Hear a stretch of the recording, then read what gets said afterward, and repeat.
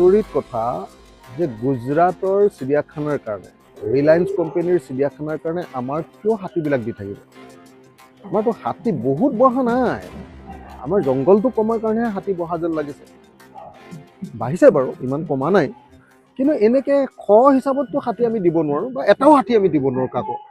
অসমীয়া মানুহৰ পৰা পাৰ্মিশ্যন নোলোৱাকৈ, অসমীয়া জাতিক নজনোৱাকৈ, অসমৰ মানুহক নজনোৱাকৈ কেনেকৈ অসমৰ মুখ্যমন্ত্ৰীয়ে এনেকৈ অসমৰ হাতী বাহিৰৰ কোম্পানীক, বাহিৰৰ কাৰোবাৰ চিৰিয়াখানাৰ কাৰণে কেনেকৈ দিবলৈ সক্ষম হৈছে? এইটো নহ'ব দেই। অসমৰ মুখ্যমন্ত্ৰীক আমি দাবী উত্থাপন কৰিছোঁ যে অসমৰ পৰা হাতী দিয়াৰ কাৰবাৰটো বন্ধ কৰক, আৰু এই কাৰবাৰটো চলি থাকিলে অসমীয়া মানুহে প্ৰতিবাদ সাব্যস্ত কৰিবই লাগিব। এইটো কেতিয়াও মানি লোৱা নহ'ব। অসমৰ মুখ্যমন্ত্ৰীক মই পোনপটীয়াকৈ আহ্বান জনাইছোঁ যাতে এইটো ব্যৱস্থা গ্ৰহণ কৰে। জীৱন খননৰ অনুমোদন দিয়া হৈছে। গুজৰাটৰ কোনোবা বাহনে, মই নিউজটো দেখিলোঁ যে বাহনে আমাৰ ইয়াৰ পৰা হাতী নিবলৈ আহিছে, চব বাহন চিজ কৰিব লাগে, নহ'লে ঘূৰাই পঠিয়াব লাগে।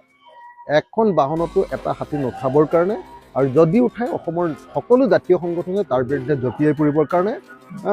জাতীয় সংগঠনবিলাকে এনেই গুৰু গাড়ী ধৰি থাকিলেতো নহ'ব ন, হয়নে নহয় কওক? তো তেওঁলোকে এই আচল বস্তুটোহে ধৰিব লাগিব। আমি যেতিয়া জাতীয় সংগঠনত আছিলোঁ তেতিয়াতো এটা কামততো আমি কেতিয়াও কম্প্ৰমাইজ কৰা নাছিলোঁ অসমৰ পক্ষত। এতিয়া আমি বিধায়ক, গতিকে চব কথাত আমি জঁপিয়াই পৰিলে দেখিবলৈ বেয়া লাগে।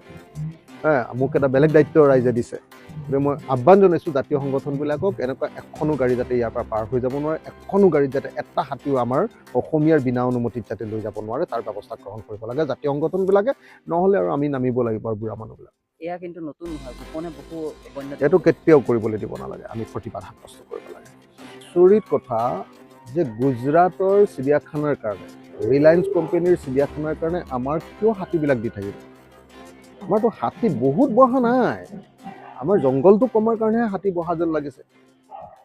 বাঢ়িছে বাৰু, ইমান কমা নাই, কিন্তু এনেকৈ শ হিচাপততো হাতী আমি দিব নোৱাৰোঁ বা এটাও হাতী আমি দিব নোৱাৰোঁ কাকো।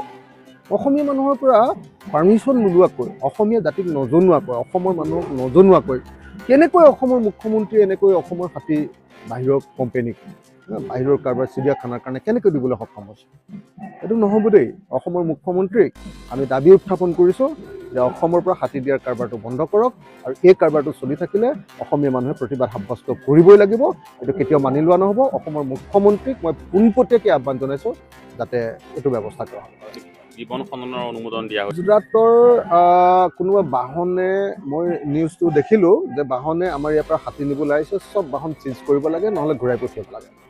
এখন বাহনতো এটা হাতী নুঠাবৰ কাৰণে, আৰু যদি উঠাই অসমৰ সকলো জাতীয় সংগঠনে তাৰ বিৰুদ্ধে জঁপিয়াই পৰিবৰ কাৰণে।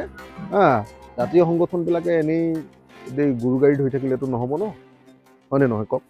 তো তেওঁলোকে এই আচল বস্তুটোহে ধৰিব লাগিব। আমি যেতিয়া জাতীয় সংগঠনত আছিলোঁ তেতিয়াতো এটা কামততো আমি কেতিয়াও কম্প্ৰমাইজ কৰা নাছিলোঁ অসমৰ পক্ষত।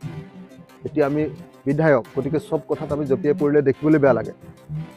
মোক এটা বেলেগ দায়িত্ব ৰাইজে দিছে, গতিকে মই আহ্বান জনাইছোঁ জাতীয় সংগঠনবিলাকক, এনেকুৱা এখনো গাড়ী যাতে ইয়াৰ পৰা পাৰ হৈ যাব নোৱাৰে, এখনো গাড়ীত যাতে এটা হাতীও আমাৰ অসমীয়াৰ বিনা অনুমতিত যাতে লৈ যাব নোৱাৰে, তাৰ ব্যৱস্থা গ্ৰহণ কৰিব লাগে জাতীয় সংগঠনবিলাকে। নহ'লে আৰু আমি নামিব লাগিব আৰু বুঢ়া মানুহবিলাক। এয়া কিন্তু নতুন নহয়, গোপনে বহু এইটো কেতিয়াও কৰিবলৈ দিব নালাগে, আমি প্ৰতিবাদ সাব্যস্ত কৰিব লাগে।